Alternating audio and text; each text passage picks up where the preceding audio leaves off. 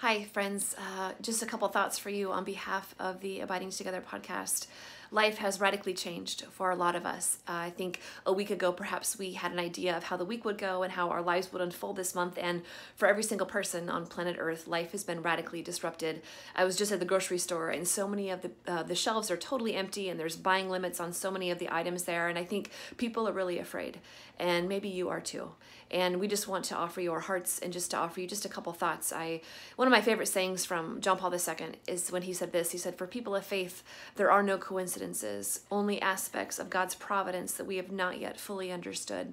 And I can't help but notice and just that it's not a coincidence that this pandemic would come upon the earth during Lent. And it's something that's not affecting just one group of people or one demographic or one nation. It's affecting and infecting the entire world. And every single one of us is stopping and kind of looking at our lives and wondering what's going to happen. And for some of us, we're very, very sick. And for some of us, we know people who have passed away from this disease. For some of us, it's an inconvenience of having events canceled or maybe school canceled. Or we're all kind of wondering what's going to happen. And quite frankly, nobody knows what's going to happen. And so we're all in a bit of fear. And I wonder in our life if, what's being unfolded is not very different than from what happened to the woman, the Samaritan woman at the well that we read about today in the gospel reading for the Sunday Mass from the Gospel of John, where she too was going about her day and about her way of life. And it was radically interrupted.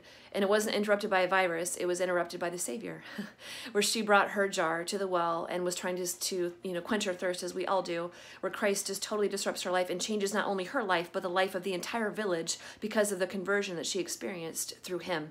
And as I was pondering the readings this morning during Holy Hour, I was just thinking of my own thirst and my own water jars. And we do that many times during this reading. And I noticed, to be quite honest, that I'm afraid of a lot of my own thirst. They scare me when I see the magnitude of them and kind of the shape of them. Sometimes I'm afraid of them. And what we learn about Christ is that he isn't, that he is sitting there and he's waiting to unfold them and he's waiting to speak into them so he can give us himself. And that's what he desires to do. In the St. Paul's letter to the Romans, he says, hope does not disappoint. Hope does not disappoint. And so in our life, we're being forced to abandon some of our water jars and look someplace else. And perhaps we had an illusion that we would have certain wells and certain water jars that would always be there, that would always be this way. But none of us will ever forget this time. And it's a gift. It's a gift that Christ is calling us to himself. I was repenting so deeply of how many times I take the Lord for granted, where I just go to Mass and, you kind of go through the motions and you just show up and I'm like, oh Lord, no, I'm so sorry. I'm so sorry for that.